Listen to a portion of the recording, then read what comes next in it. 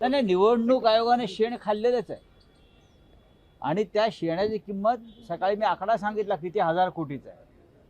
हा भ्रष्टाचार आहे फार मोठा, पूर्णपणे बेकायदेशीर एक मार्ग, हा बेकायदेशीर मार्ग त्यांनी तयार केला.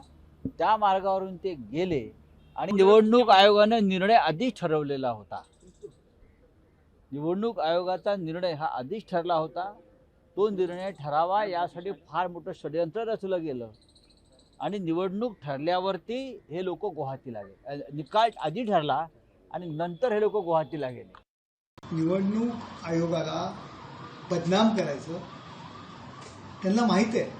कायदेशीररित्या त्यांची बाजू लंगडी आहे आणि त्यांनी जे काही मुद्दे मांडतायत ते कोर्टात यशस्वी होणार नाहीत.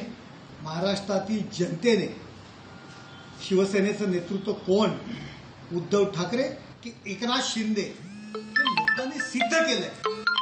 लोकांच्या दरबारी, लोकांच्या न्यायालयात आम्ही आमचं नेतृत्व सिद्ध केलेलं आहे आणि न्यायालयाच्या दरबारात सुद्धा आमचं नेतृत्व सिद्ध होणार आहे.